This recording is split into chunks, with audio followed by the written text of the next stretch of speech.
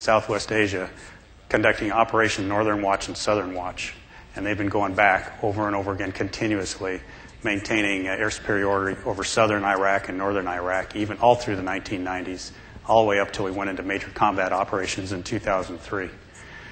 And in the process of that, I'm not convinced we haven't lost a little bit of understanding and appreciation for what truly our highest calling is in the military, and that is to prevent war, to deter war. When one starts, we're called to win. But really, where I'm most proud is when we can prevent it, and we prevent it through strength, and we prevent it through deterrence. And deterrence is founded on two things. One is readiness and capability, and the other is will. And I can't control the will. That's a political decision. But readiness and capability is something that's right in our lane at U.S. Strategic Command. So what do we need for strategic deterrence in the 21st century? If you believe, as I do, that the nuclear deterrent of this country is absolutely essential, as long as there are other countries out there that have the capability to destroy us completely with nuclear weapons, I believe that's true. We need delivery systems, and we need nuclear weapons. Pretty easy. So here's our challenge. The nuclear weapons in our inventory today are the ones that were designed during the Cold War. They were designed with a 15 to 20-year life in the design. They're all over 20 years old. They were designed for requirements that are not necessarily the same requirements I would put in the design of a nuclear weapon today. They were designed to put as maximum bang in a minimum package. That was the number one design requirement for those weapons. Doesn't mean they're not safe, doesn't mean they don't have some security levels in them and some reliability, pretty high reliability in fact. But those weren't the principal design factors. They could take risk in those areas because we could produce 3,000 weapons a year in the height of the Cold War, and we had an active test program. So if you ever had any doubt about the health or capability of your system, you went out to Nevada and dug a hole in the ground and tested it. Or if you had a fatal flaw in a large percentage of your weapons, you just built 3,000 in a year and you're right back up and you solve the design problem and continue on. So what are we faced with today? We don't test. We don't want to test. We haven't tested since the early 90s. We have no intention of testing again. We reserve the right to test, but that's not what this country wants to do. We no longer have the ability to mass produce nuclear weapons. In fact, we closed down all those facilities. Today, we could probably produce about 10 a year in a laboratory. That's not the position our adversaries are in today, oh, by the way, potential adversaries. And so if I were to lay out the design requirements today for nuclear weapons, the number one design requirement would not be maximizing bang and minimizing volume. It would be maximizing reliability in the design. I want a simple design, one with a lot of engineering tolerance in it, so that it can be manufactured easily, and so that it can sit on the shelf, and 25 years from now, God forbid, should I ever need to use it, it will work. Or certainly my adversary believes it'll work. And then I can continue on with the most important reason we have these weapons, and that is to deter attacks on the United States.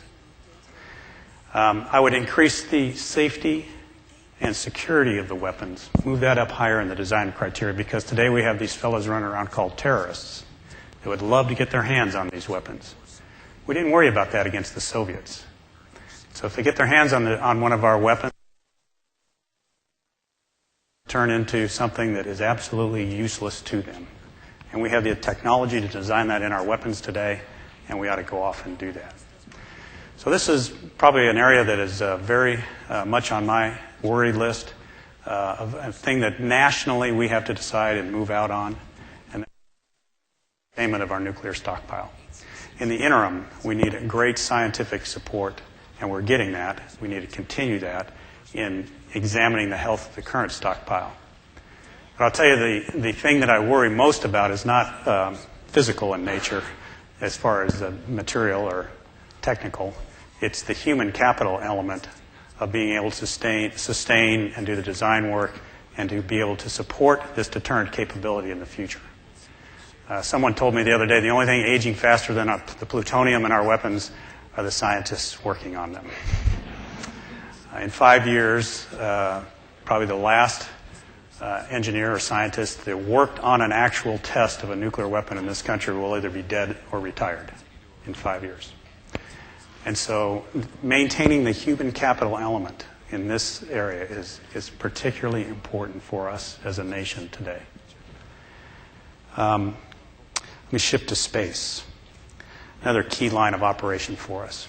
I think our biggest challenge as I look to the future in space is our ability to surveil and develop situational awareness and understanding of what's going on in that domain.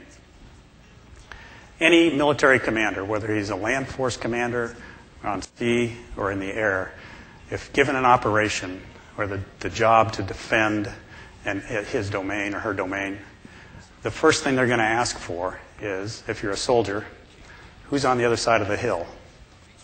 If you're a sailor, who's hull down beyond the horizon? And if you're an airman, who's beyond visual range? What's out there? Who are the good guys? Who are the bad guys? Who are the neutrals operating in my domain that I'm going to either have to fight, rescue, or avoid? The same is true in the space domain. It's no different. And space is a big place, as you know. And we are challenged to do that as well as we need to do it as we look at threats postulated for the future. Clearly, the United States of America, as a society and as in our military and the way we operate, has become dependent on space capabilities, whether they be GPS, either the navigation portion or the timing portion that's so critical to some of our computer network systems. We're dependent on space for over-the-horizon global communication. We're dependent on space for surveillance and reconnaissance from some of our national reconnaissance assets up there, weather, observation. We go on and on and on. And I think the Chinese sent us a wake-up message not too long ago when they showed us that this domain, like other domains, air, land, and sea, is not a sanctuary. It is a domain that can, and we should expect, will be challenged by an adversary because the United States has an unfair advantage in this domain, and they will look for opportunities to remove that advantage. And the thing that we got to be careful about is when we think about how we're going to protect those capabilities, and we don't get overly focused just on protecting the satellite. Remember, every one of those satellites talks to a ground station. That has to be protected. And every one of those ground stations talks to a satellite through an RF link. That has to be protected as well. But at the end of the day, what's really important, first principle, is situational awareness of the domain. Imagine, without that, you cannot do attribution of an attack. And without attribution, there's no way to make them stop. No way to make them stop. So space situational awareness is high on my list there. Let me talk about another domain, cyberspace. Here, I look at cyberspace as a domain very much akin to air, land, sea, and space. It is a domain in which effects can be achieved inside the domain, just like in the air, you can achieve air superiority by shooting down other aircraft. You can achieve some type of cyber conduct within that domain, and you can do cross-domain things. An airman can drop a bomb on the land domain. A sailor can shoot a round from the land domain, et cetera, et cetera. Same in the cyber domain. Effects can be achieved in space, in air, in land, and on sea through the cyber domain. And just like space, this domain not only is global in nature, it has become so much a part of, again, our national way of life, and certainly a great part of the way we train and plan and do conduct warfare for the defense of this nation. And in that regard, again, I'll go back to first principles. Situational awareness, defense, operations in this domain, and the ability to conduct offensive operations are absolutely critical to the United States of America. I don't believe any defense is perfect. And so we can expect, if attacked, that we will have degradation in our cyberspace. And now the question is, how do you operate through that degraded environment? Because we can't quit just because we're under attack. In fact, we have to continue to fight and find out ways to fight in a degraded fashion. I'm also a believer that the best defense is augmented